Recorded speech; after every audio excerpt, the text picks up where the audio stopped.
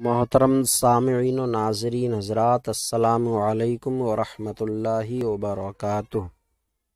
بسم اللہ الرحمن الرحیم، الحمد للہ رب العالمین، والصلاة والسلام علی محمد سید المرسلین وعلی آلہ واصحابہ اجمعین۔ اللہم افتح علینا حکمتک وانشر علینا رحمتک یا ذا الجلال والاکرام۔ قارئین حضرات، قانون شریعت میں آج ہمارا سبق ہمارے نبی کی خاص فضیلتیں اور کمالات سے ہے۔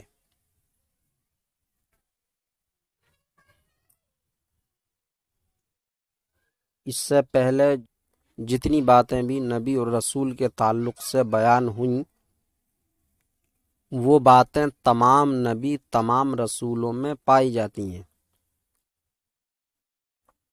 مثلا شکل و صورت کا اچھا ہونا، حسب نسب کا اچھا ہونا، چال چلن اچھا ہونا، معصوم ہونا، اللہ کا پیغام پہنچانے میں بھول نہ ہونا، غیب پر مطلع ہونا، وغیرہ وغیرہ باتیں یہ سارے نبیوں میں ہوتی ہیں۔ یہ ساری باتیں سارے نبیوں میں ہوتی ہیں، لیکن ہمارے نبی کی خاص فضیلتیں و کمالات یہاں سے وہ باتیں بیان کی جا رہی ہیں جو باقی اور نبیوں میں نہیں ہیں۔ یہ باتیں صرف اور صرف ہمارے آقا حضور صلی اللہ علیہ وسلم ہی میں ہیں۔ یہ باتیں اور کسی نبی میں نہیں ہیں۔ جب اور کسی نبی میں نہیں ہے تو نبی سے ہٹ کر جو اور لوگ رہے ان میں تو کوئی سوال ہی پیدا نہیں ہوتا۔ تو اللہ تبارک و تعالی نے ہمارے حضور صلی اللہ علیہ وسلم کو تمام جہاں سے پہلے اپنے نور کی تجلی سے پیدا کیا۔ یہ ہمارے آقا علیہ السلام کی خاص فضیلت اور کمال ہے کہ سب سے پہلے اللہ تعالیٰ نے اپنے نور کی تجلی سے آقا صلی اللہ علیہ وسلم کو پیدا فرمایا۔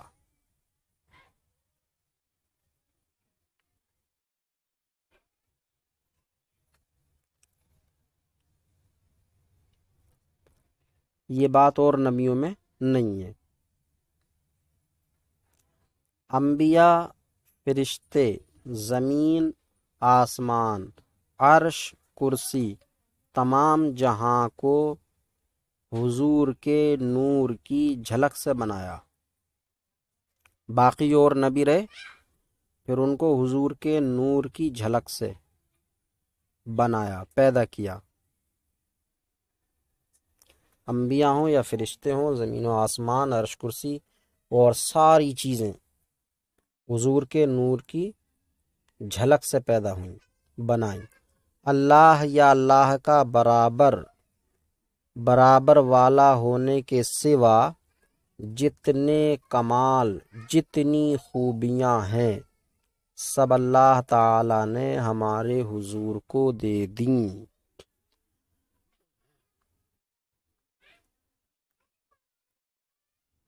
تو اللہ یا اللہ کے برابر والا ہونے کے سوا ساری خوبیاں اللہ نے ہمارے نبی کو دے دیں۔ اتنی خوبیاں اور کسی کو اللہ تبارک و تعالی نے نہیں دیں۔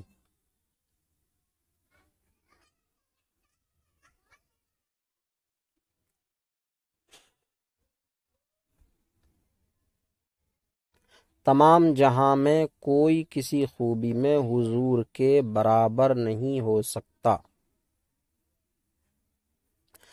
حضور افضل الخلق، تمام مخلوق میں افضل الخلق، تمام مخلوق میں افضل۔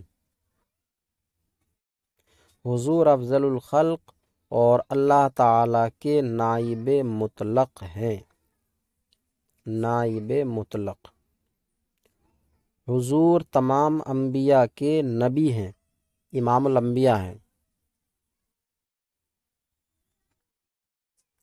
اور ہر شخص پر آپ کی پیروی لازم ہے، بلکہ تمام انبیاء کو نبوت و رسالت ہی اس شرط پر ملی کہ تم میرے حبیب محمد صلی اللہ علیہ وسلم کی پیروی، ان کی تصدیق اور ان کا چرچا کرتے رہو گے۔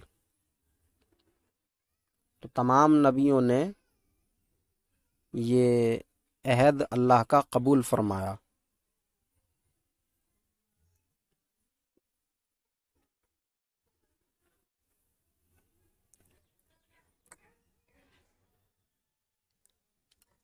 اللہ تعالیٰ نے اپنے خزانوں کی کنجیاں حضور کو بخش دیں، تمام جہاں کے تمام خزانوں کی کنجیاں اللہ نے حضور کو دے دیں۔ دنیا اور دنیا کی سب نعمتوں کا دینے والا خدا ہے اور بانٹنے والے حضور۔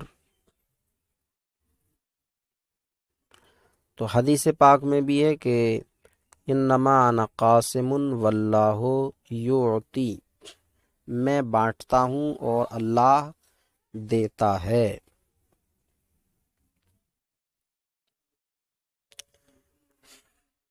اور حضور بانٹنے والے۔ اللہ تعالیٰ نے آپ کو معراج عطا فرمائی۔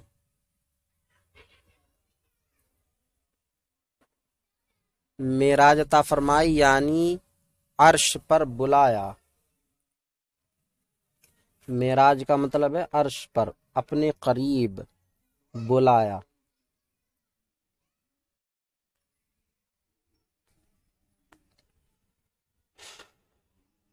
اس کا ذکر قرآن پاک میں بھی اللہ نے فرمایا ہے، سبحان الذی اسریٰ بعبدہ لیلا من المسجد الحرام الی المسجد الاقصی، کہ اللہ رب العزت کی ذات پاک ہے جو اپنے پیارے حبیب صلی اللہ علیہ وسلم کو مسجد حرام سے مسجد اقصی تک لے گئی، اور پھر مسجد اقصی سے تمام آسمانوں کی سیر کراتے ہوئے عرش پر بلایا اور اپنے قریب کیا، اپنا دیدار حضور کی ماتھے کی آنکھوں سے کرایا، اور راز و نیاز کی باتیں ہوئیں، اور اسی میں اللہ تبارک و تعالی نے نماز کا تحفہ بھی دیا۔ تو اللہ تعالیٰ نے آپ کو معراج عطا فرمائی، یہ بھی حضور صلی اللہ علیہ وسلم کا خاص کمال، خاص فضیلت ہے، یہ کسی اور نبی کو میسر نہ آئی۔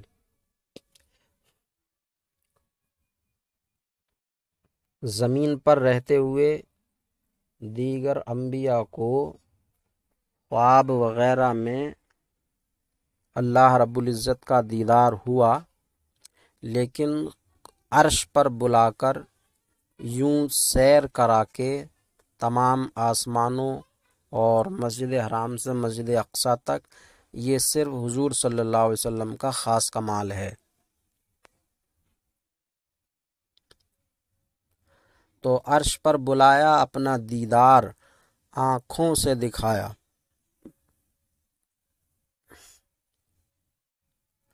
اپنا کلام سنایا، اللہ نے کلام فرمایا، حضور نے اپنے مبارک کانوں سے سماعت کیا۔ جنت، دوزخ، عرش، کرسی وغیرہ تمام چیزوں کی سیر کرائی۔ اسی لیے بہت ساری حدیثوں میں سرکار نے یہ ارشاد فرمایا ہے کہ میں جنت پر گیا، میں نے جنتیوں میں ایسے لوگوں کو زیادہ پایا، جہنم پر گیا تو جہنم میں ایسے لوگوں کو زیادہ پایا۔ تو جنت، دوزخ، عرش، کرسی وغیرہ تمام چیزوں کی سیر کرائی۔ یہ سب کچھ رات کے تھوڑے سے وقت میں ہوا، مختصر سے وقت میں۔ مختصر سے وقت میں کیوں ہو گیا یہ؟ کہ وقت ہی روک دیا گیا۔ جب حضور اللہ کی معراج کو گئے تو جو فرشتے وقت چلانے پر مامور تھے اور جو دیگر کاموں پر تھے، سب کے سب حضور صلی اللہ علیہ وسلم کے استقبال اور تعظیم کے لیے کھڑے ہو گئے، لگ گئے۔ تو اس لیے وقت جہاں تھا وہیں رہا۔ تو یہ رات کے کچھ ہی حصے میں پورا اتنا لمبا آسمانی سفر طے ہو گیا، تھوڑے سے وقت میں ہوا۔ قیامت کے دن آپ ہی سب سے پہلے شفاعت کریں گے، گناہ گاروں کی شفاعت سب سے پہلے آپ ہی کریں گے۔ آپ کے بعد پھر دیگر انبیاء، اولیاء، علماء، حفاظ وغیرہ کریں گے، یعنی اللہ کے یہاں لوگوں کی سفارش کریں گے، گناہ معاف کرائیں گے، درجے بلند کرائیں گے۔ اس کے علاوہ اور بہت سے خصائص ہیں۔ اس کو سب سے پہلے شفاعت کرنے کو شفاعت کبریٰ کہا جاتا۔ تو شفاعت کبریٰ یہ حضور صلی اللہ علیہ وسلم کا خاص کمال ہے، خاص فضیلت ہے، یہ کسی اور نبی کو حاصل نہیں۔ باقی انبیاء سفارش کریں گے لیکن حضور کے بعد، سب سے پہلے حضور ہی شفاعت اور سفارش کریں گے۔ تو شفاعت کبریٰ حضور ہی کا خاص کمال، خاص فضیلت ہے۔ اس کے علاوہ اور بہت سے خصائص ہیں جن کے ذکر کی اس مختصر میں گنجائش نہیں۔ ساری خاص خاص کمال والی باتیں اس کتاب میں نہیں بیان کی جا سکتی ہیں۔ عقیدہ، نبی کی کسی چیز کو ہلکا جاننے کا حکم۔ نبی کی کسی بھی چیز کو ہلکا جانے تو اس کے بارے میں کیا حکم ہے؟ حضور کے کسی قول و فعل و عمل و حالت کو جو حقارت کی نظر سے دیکھے کافر ہے، اسلام سے اس کا کوئی تعلق نہیں، اس لیے کہ اسلام نام ہی حضور کے قول و فعل کو ماننے اور اس کی تصدیق کرنے کا ہے۔ حضور کا کوئی قول فعل شریعت کے خلاف نہیں۔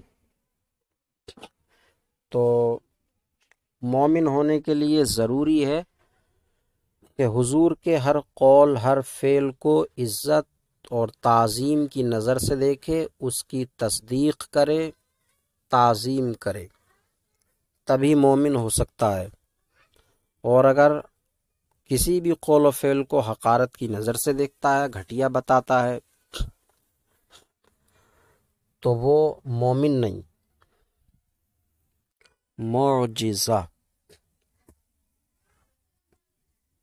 معجزہ کسے کہتے ہیں یہ سبق میں آج آئے گا۔ ساتھ ہی ساتھ کرامت کسے کہتے ہیں اور معجزہ اور کرامت میں کیا فرق ہے، اور ان دونوں کے ساتھ ہی ساتھ استدراج بھی ہے۔ استدراج کسے کہتے ہیں اور استدراج کا مطلب کیا ہے، اور معجزہ، کرامت اور استدراج میں کیا فرق ہے۔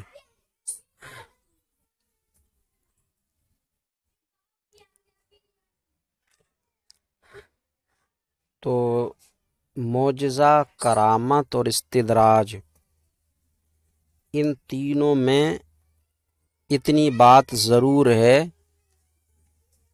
کہ کوئی بھی شخص ایسا کام دکھائے جو عقل کے خلاف ہو۔ اتنی بات سب میں ہے، معجزہ میں بھی ہے اتنی بات، کرامت میں بھی ہے یہ بات، اور استدراج میں بھی ہے۔ ایسا کام دکھانا جو عقل کے خلاف ہو، عقل میں نہ آتا ہو، جیسے ہوا میں اڑنا، کوئی ہوا میں اڑا تو عقل کے خلاف ہے، عقل میں نہیں آتا ہوا میں اڑنا۔ بغیر کسی ذریعے وسیلے کے یوں ہی ہوا میں اڑے تو یہ عقل میں نہیں آتا۔ اسی طرح پانی پر چلنا، بغیر کشتی جہاز یا اور کسی چیز کے پانی پر چلنا اور پیر تک گیلا نہ ہونا، یہ بھی خلاف عادت کام ہے جو عقل میں نہیں آتا۔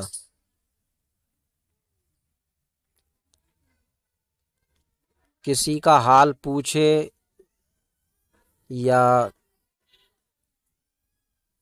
کسی دوسرے سے معلوم کیے بغیر دل کا حال بتا دینا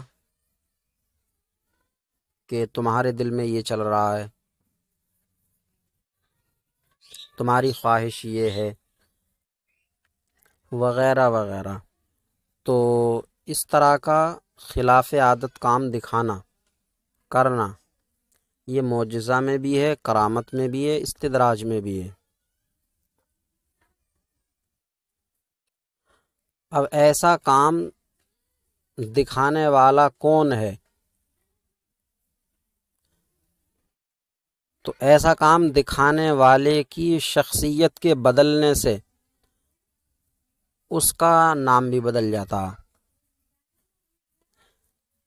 مثلا یہی خلاف عادت کام، عجیب و غریب کام جو عقل میں نہیں آتا، کوئی نبی دکھائے اپنی نبوت کے ثبوت میں، تو اسی عجیب و غریب کام کو معجزہ کہتے ہیں، معجزہ۔ اور یہی عجیب و غریب کام، خلاف عادت کام، کوئی نبی نہیں بلکہ کوئی ولی دکھائے، دین کی حقانیت اور اللہ و رسول کی صداقت پر، تو یہ کرامت ہو جاتا ہے، کرامت۔ اور یہی عجیب و غریب کام کوئی کافر دکھائے، کافر جادو کے بل پر یا بہت زیادہ محنت اور مجاہدے کے بعد، تو یہ استدراج ہو جاتا۔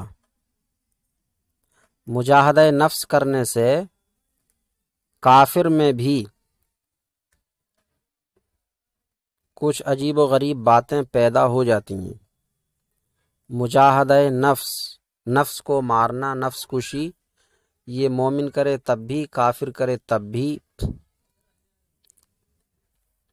تو اس سے جو ہے کچھ کمال حاصل ہو جاتا کافر کو بھی۔ تو اس لیے کافر بھی نفس کشی اور مجاہدہ نفس کے بعد کچھ عجیب و غریب کام دکھا سکتا ہے۔ تو اگر کافر دکھائے یہی عجیب و غریب کام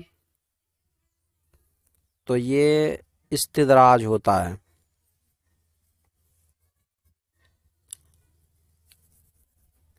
اس عجیب و غریب کام کی دو صورتیں اور بھی ہیں جو قانون شریعت میں بیان نہیں کی ہیں، بہار شریعت میں ہیں۔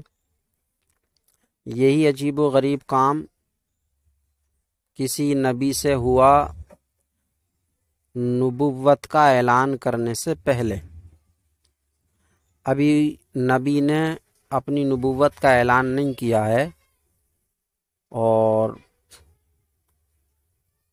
اس سے اس طرح کا عجیب و غریب کام صادر ہوا، ظاہر ہوا، تو اس وقت اس کو معجزہ نہیں بلکہ ارہاس کہا جاتا ہے۔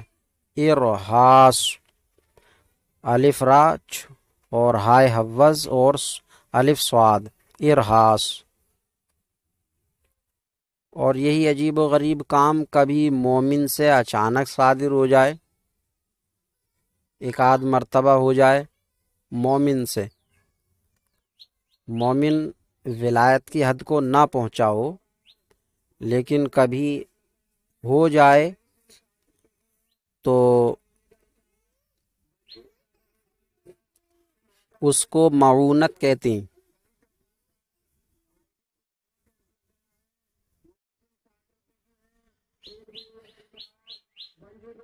تو یہ 4-5 چیزیں ہوئیں: معجزہ، کرامت، استدراج اور ارہاس اور معونت، 5 چیزیں ہوئیں یہ۔ تو معجزہ کی تعریف ہوئی کہ نبی کی طرف سے کوئی ایسا عجیب و غریب کام جو عقل میں نہ آ سکے، یہ معجزہ ہے۔ نبی کی طرف سے کوئی ایسا کام ہو جو عقل میں نہ آتا ہو، یہ معجزہ ہوا۔ اور ولی سے ایسا عجیب و غریب کام جو عقل میں نہ آتا ہو، یہ کرامت ہے۔ کافر سے ایسا عجیب و غریب کام جو عقل میں نہ آتا ہو، یہ استدراج ہے۔ کسی مومن سے ایسا عجیب و غریب کام جو عقل میں نہ آتا ہو، یہ معونت ہے۔ اور کسی نبی سے اعلان نبوت سے پہلے ایسا عجیب و غریب کام جو عقل میں نہ آتا ہو، یہ ارہاس ہے۔ معجزہ، میم پر پیش، عین ساکن ہے، جیم پر زیر ہے، معجی، اور زا ہا زبر زاہ، معجزہ۔ معجزہ و کرامت کا فرق: وہ عجیب و غریب کام جو عادتاً ناممکن ہو، عادتاً نہیں ہو سکتا، عادت میں نہیں ہے، عادتاً ناممکن ہو، جسے نبی اپنی نبوت کے ثبوت میں پیش کرے۔ نبی اپنی نبوت کے ثبوت میں پیش کرے اور اس سے منکرین عاجز ہو جائیں، وہ معجزہ ہے۔ یہ معجزے کی تعریف میں اتنی لمبی چوڑی بات کی ضرورت نہیں ہے، یہ وضاحت اور سمجھانے کے لیے انہوں نے بیان کیا ہے۔ معجزہ بس اتنا ہے کہ کسی نبی سے عجیب و غریب کام جو عادتاً ناممکن ہو، یہ معجزہ ہے۔ اب یہ کام جو ہے نبی اپنی نبوت کے ثبوت میں ہی کرتا، بے وجہ معجزے نہیں دکھاتا، خواہ مخواہ بے وجہ ہر وقت معجزے کا کام نبی نہیں کرتا ہے۔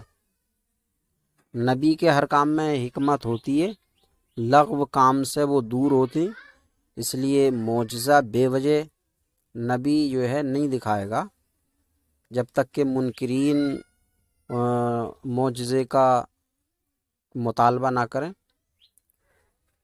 تو یہ ساری باتیں اتنی بات میں آ جاتی ہیں کہ نبی سے وہ عجیب و غریب کام جو عادتاً ناممکن ہو، یہ معجزہ ہے۔ تو جسے نبی اپنی نبوت کے ثبوت میں پیش کرے اور اس سے منکرین عاجز ہو جائیں، وہ معجزہ ہے۔ جیسے مردے کو زندہ کرنا، انگلی کے اشارے سے چاند کے 2 ٹکڑے کر دینا، ایسی عجیب و غریب بات اگر ولی سے ظاہر ہو تو کرامت کہتے ہیں۔ اب ولی بھی بے وجہ کرامت ظاہر نہیں کرتا، وہ بھی منکرین کو عاجز کرنے کے لیے دکھاتا ہے کرامت۔ تاکہ منکرین عاجز ہوں اور اسلام کی حقانیت کو جانیں پہچانیں اور اسلام لے کر آئیں۔ تو یہ بات اس میں بھی ہے، کرامت میں بھی یہ بات۔ اور نڈر بدکار یا کافر سے ہو تو اس کو استدراج کہتے ہیں۔ معجزے کو دیکھ کر نبی کی سچائی کا یقین ہوتا ہے کہ جس کے ہاتھ پر قدرت کی ایسی نشانیاں ظاہر ہوں جس کے مقابل سب لوگ عاجز و حیران ہوں، ضرور وہ خدا کا بھیجا ہوا ہے۔ کوئی جھوٹا نبوت کا دعویٰ کر کے معجزہ ہرگز نہیں دکھا سکتا۔ کوئی جھوٹا آدمی نبوت کا دعویٰ کرے اور پھر کوئی چمتکاری کام دکھائے، ایسا نہیں ہو سکتا۔ نبوت کا دعویٰ کر کے کوئی معجزہ دکھا ہی نہیں سکتا۔ یہ اللہ کا مومنوں پر بڑا فضل و کرم ہے کہ اس نے جو ہے لوگوں کو گمراہ ہونے سے قیامت تک کے لیے بچا لیا ہے، کہ کوئی بھی جھوٹا نبی ہونے کا دعویٰ کرتا ہے اور کوئی چمتکاری کام دکھانا چاہے تو نہیں دکھا سکتا۔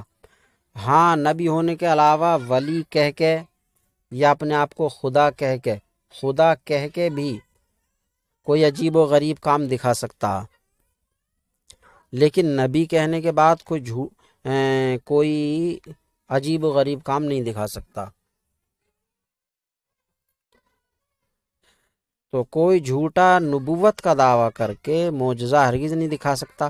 اللہ تعالیٰ جھوٹے کو معجزہ ہرگز نہیں عطا فرماتا، ورنہ سچے جھوٹے میں فرق نہ رہے۔ مسئلہ ضروریہ، نبی کی لغزش کا حکم۔ انبیاء کرام سے جو لغزش ہوئی ہیں، مثلا حضرت آدم علیہ السلام سے گندم کھانے کی لغزش، اور حضرت یوسف علیہ السلام سے بادشاہ مصر سے رہائی کی درخواست اللہ سے نہ کر کے بادشاہ مصر سے رہائی کی درخواست، اور حضرت زکریا علیہ السلام کا اللہ سے مدد نہ مانگ کر جلدی سے اچانک پیڑ سے یہ کہہ دینا کہ مجھے چھپا لے، وغیرہ وغیرہ۔ تو اس طرح کی جو لغزشیں انبیاء سے ہوئی ہیں، ان کا کیا حکم ہے؟ کیا وہ گناہگار ہیں یا نہیں ہیں؟ کیا ان کے مقام مرتبے میں کچھ فرق آیا؟ تو انبیاء علیہ السلام سے جو لغزشیں ہوئیں، ان کا ذکر تلاوت قرآن اور روایت حدیث کے سوا حرام اور سخت حرام ہے۔ قرآن کریم کی تفسیر پڑھتے پڑھاتے اگر آ گیا، یا حدیث پڑھتے پڑھاتے ان لغزشات کا ذکر آ جاتا ہے، تب تو ان لغزشات کا ذکر کر سکتے ہیں۔ اس کے علاوہ ان لغزشات کا ذکر کرنا حرام، سخت حرام ہے۔ اوروں کو ان سرکاروں میں لب کشائی کی کیا مجال؟ اللہ تعالیٰ ان کا مالک ہے، جس محل پر جس طرح چاہے تعبیر فرمائے۔ وہ اس کے پیارے بندے ہیں، اپنے رب کے لیے جس قدر چاہیں تواضع کریں۔ دوسرا ان کلمات کو سند نہیں بنا سکتا، یعنی نبی کو بھول چوک کے موقع پر اللہ تعالیٰ نے جو کلمہ کسی نبی کو کہا، یا نبی نے انکساری عاجزی کے طور پر اپنے کو کہا، کسی امتی کو نبی کے حق میں ایسے کلمات کہنا ناجائز و حرام ہے۔ مثلا حضرت آدم علیہ السلام نے اپنی دعا میں کہا، ربنا ظلمنا انفسنا، اے اللہ ہم نے اپنے نفس پر اپنے اوپر ظلم کیا، ہم نے اپنے آپ پر ظلم کیا۔ ظلم تو ظلم کا لفظ حضرت آدم علیہ السلام نے استعمال فرمایا۔ تو اب کوئی کہے کہ دیکھو حضرت آدم علیہ السلام نے خود کہا ہے کہ ہم نے ظلم کیا، تو حضرت آدم علیہ السلام ظالم ہوئے کہ نہیں ہوئے؟ تو ایسا کوئی دوسرا نہیں کہہ سکتا ہے۔ حضرت آدم علیہ السلام کے اس قول کو لفظ ظلم جو آپ نے ارشاد فرمایا سند نہیں بنا سکتا، سند بنا کر آپ کو ظالم نہیں کہہ سکتا۔ تو اللہ تبارک و تعالی نے ان کو کچھ کہا ہے یا خود انہوں نے اپنے لیے کوئی عاجزی کے لیے کوئی کلمہ استعمال کیا ہے، تو دوسرا کوئی بھی اس طریقے کا نامناسب کلمہ نہیں کہہ سکتا۔ اللہ تعالی کی کتابیں، اللہ تعالی نے اپنے پیغمبروں پر، پیغمبر یا نبی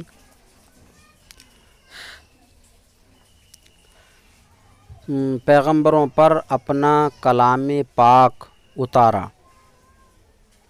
حضرت موسیٰ علیہ السلام پر توریت اتری، اللہ کی کتاب توریت اتری۔ حضرت داؤد علیہ السلام پر زبور، حضرت عیسیٰ علیہ السلام پر انجیل،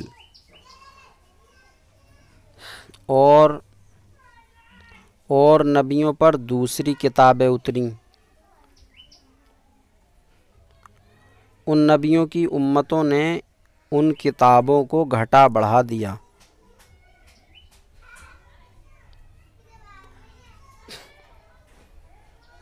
مثلاً توریت یا انجیل یا زبور اولاً تو موجود نہ رہیں، اور اگر موجود ہیں بھی تو ان میں گھٹا بڑھا دیا ہے، ویسی نہیں ہے جیسی کہ اللہ تبارک و تعالی نے نازل فرمائی تھیں۔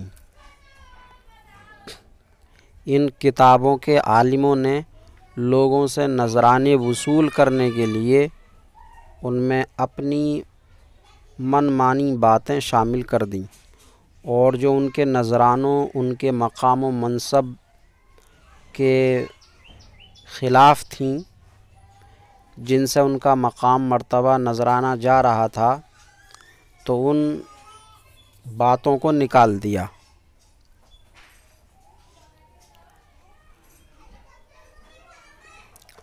تو ان نبیوں کی امتوں نے ان کتابوں کو گھٹا بڑھا دیا اور اللہ کے احکام کو بدل ڈالا۔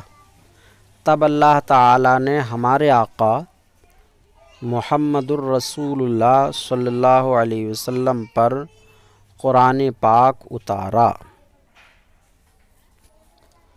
قرآن ایسی بے مثل کتاب ہے کہ ویسی کوئی دوسرا نہیں بنا سکتا، اس لیے کچھ اس میں تبدیلی بھی نہیں ہو سکتی ہے، چاہے تمام جہان مل کر کوشش کریں ایسی کتاب نہیں بنا سکتے۔ قرآن میں سارے علم ہیں، سارے علم ہیں، لیکن ان علم کو ہر ایک نکالنے پر قادر نہیں ہے، اور ہر چیز کا روشن بیان ہے۔ 1350 برس سے آج تک ویسا ہی ہے جیسا اترا، اور ہمیشہ ویسا ہی رہے گا۔ سارا زمانہ چاہے تو بھی اس میں ایک حرف کا فرق نہیں آ سکتا۔ سارا جہان بھی مل کر چاہے تو ایک حرف میں بھی فرق نہیں آ سکتا۔ جو شخص کہے کہ قرآن پاک میں کسی نے کچھ گھٹا بڑھا دیا، یا اصلی قرآن امام غائب کے پاس ہے،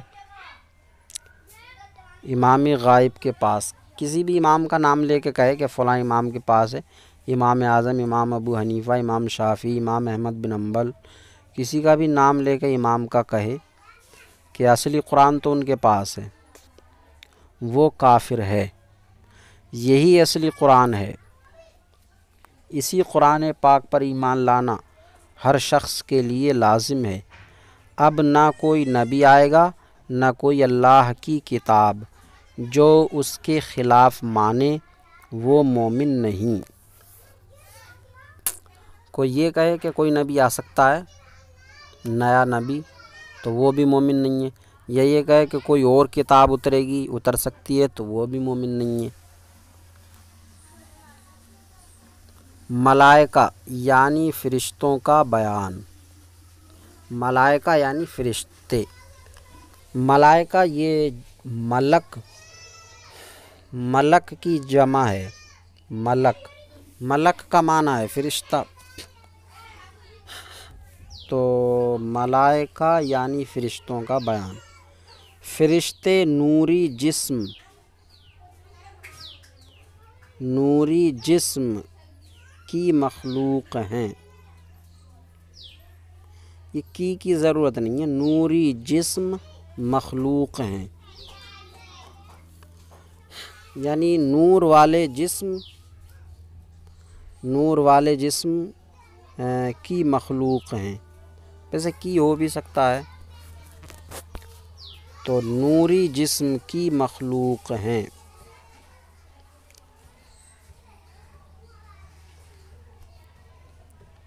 جن کو اللہ تعالیٰ نے یہ طاقت دی ہے کہ جو شکل چاہیں بن جائیں،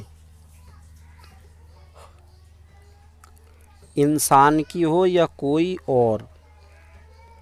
فرشتے اللہ تعالیٰ کے حکم کے خلاف کچھ نہیں کرتے، نہ جان بوجھ کر نہ بھول کر، اس لیے کہ معصوم ہیں،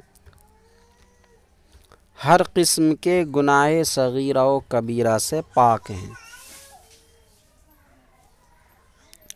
تو فرشتوں میں اللہ تعالیٰ نے یہ طاقت ہی نہیں رکھی کہ وہ گناہ کر سکیں، نہ جان بوجھ کر سکتے ہیں گناہ، نہ بھول کر، کیونکہ معصوم ہیں۔ معصوم کہتی اس کو ہیں جس میں گناہ کرنے کی صلاحیت و طاقت ہی نہ ہو۔ اللہ تعالیٰ نے بہت سے کام فرشتوں کے سپرد کیے ہیں۔ کوئی فرشتہ جان نکالنے پر مقرر ہے، کوئی پانی برسانے پر، کوئی ماں کے پیٹ میں بچے کی صورت بنانے پر، کوئی نامہ اعمال لکھنے پر۔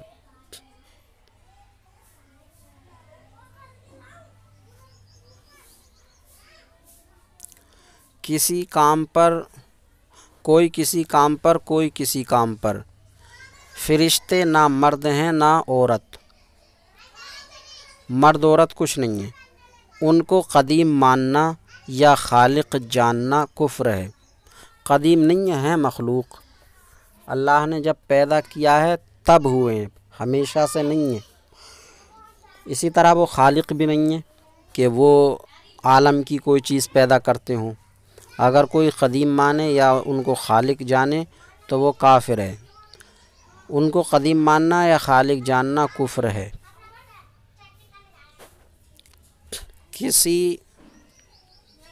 کسی فرشتے کی ذرا سی بے ادبی بھی کفر ہے۔ فرشتے کی بے ادبی کرنا کفر ہے۔ مثلاً فرشتے پر لعن طعن کرنا کہ فرشتے بڑے ظالم ہوتے ہیں، مرنے والے کی روح اس طرح بے دردی سے ظلم سے نکالتے ہیں، اس طریقے کے بیہودہ کلمات بکے تو وہ کافر ہے۔ فرشتے کی ذرا سی بے ادبی بھی کفر ہے۔ بعض لوگ اپنے دشمن کو یا سختی کرنے والے کو ملک الموت کہتے ہیں۔ دشمن کو کہتے ہیں کہ ملک الموت آ گیا، یا جو سختی کرتا ہو زیادہ اس کو کہہ دیتے ہیں کہ یہ تو ملک الموت ہے۔ تو ایسا کہنا ناجائز ہے، قریب کفر ہے، قریب کفر ہے۔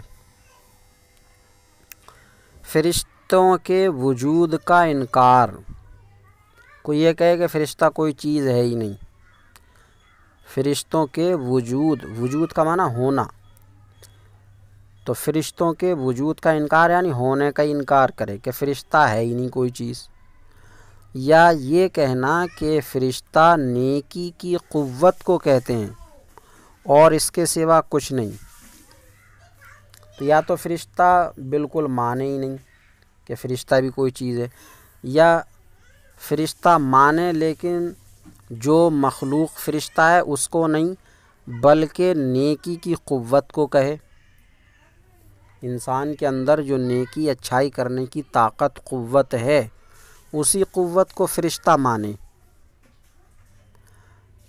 تو یا تو بالکل انکار کرے یا نیکی کی قوت کو کہے، دونوں باتیں کفر ہیں۔ تو فرشتوں کے وجود کا انکار یا یہ کہنا کہ فرشتہ نیکی کی قوت کو کہتے ہیں اور اس کے سوا کچھ نہیں، یہ دونوں باتیں کفر ہیں۔ جن کا بیان، جن کی نون مشدد ہے، جن آگ سے پیدا کیے گئے ہیں اور فرشتے نور سے پیدا کیے گئے ہیں۔ جن آگ سے پیدا کیے گئے ہیں ان میں بعض کو اللہ تعالیٰ نے یہ طاقت دی ہے کہ جو شکل چاہیں بن جائیں، بعض کو ہے یہ طاقت، ہر ایک جن میں یہ طاقت اور صلاحیت نہیں ہے کہ جو شکل چاہے بن جائے۔ اللہ تعالیٰ نے بعض کو یہ طاقت دی ہے کہ جو شکل چاہیں بن جائیں۔ شریر بدکار جن کو شیطان کہتے ہیں، جن میں اچھے بھی ہیں اور برے بھی ہیں، تو جنات میں جو شریر بدکار ہیں تو ان کو شیطان کہتے ہیں۔ تو شیطان جو ہے وہ جن کی قسم ہے، جن ہی کی ایک قسم ہے شیطان۔ جو جن شریر بدکار مومن نہیں ہے تو وہ شیطان ہے۔ یہ آدمی کی طرح عقل اور روح اور جسم والے ہوتے ہیں، آدمی ہی کی طرح ہیں، یہ عقل بھی ہوتی ہے ان میں، روح بھی ہوتی ہے، جسم بھی ہوتا، لیکن اللہ نے ان کو لوگوں کی نظروں سے چھپا کے رکھا۔ کھاتے پیتے جیتے مرتے اور اولاد والے ہوتے ہیں، کھاتے پیتے ہیں، جیتے مرتے ہیں اور اولاد والے ہوتے ہیں۔ ان میں کافر مومن سنی بد مذہب ہر طرح کے ہوتے ہیں، تو مومن بھی ہوتے ہیں جنوں میں، کافر بھی ہوتے ہیں، سنی بھی ہوتے ہیں، بد مذہب بھی ہوتے ہیں، ہر طرح کے ہیں جیسے انسانوں میں۔ ان میں بدکاروں کی تعداد بنسبت آدمی کے زیادہ ہے، جتنے پوری دنیا میں لوگ ہیں، آدمی ہیں، ان سے زیادہ برے جن ہیں، برے ہیں، اور اچھوں کو ملا کے پھر تو اور بھی تعداد زیادہ ہو جائے گی۔ تو ان میں بدکاروں کی تعداد، اچھے اور بدکار ملا کے نہیں، صرف بدکار، ان میں بدکاروں کی تعداد بنسبت آدمی کے زیادہ ہے۔ جن کے وجود کا انکار کرنا، کوئی کہے کہ جن کوئی چیز نہیں ہے، میں جن نہیں مانتا، یا یہ کہنا کہ جن اور شیطان بدی کی قوت کا نام ہے، جیسے فرشتے کو کہا کہ نیکی کی قوت کا نام ہے، تو اسی طرح جن کو کہے کہ بدی کی قوت کا نام ہے، تو انکار کرے یا بدی کی قوت کو جن بتائے تو دونوں ہی کفر ہے۔ جن کے وجود کا انکار کرنا یا یہ کہنا کہ جن اور شیطان بدی کی قوت کا نام ہے، کفر ہے۔ یہ آج کا سبق ہوا۔ اللہ تبارک و تعالی سے دعا ہے سبق سمجھنے یاد کرنے کی توفیق عطا فرمائے، کوتاہیوں کو معاف فرمائے۔ السلام علیکم ورحمۃ اللہ وبرکاتہ۔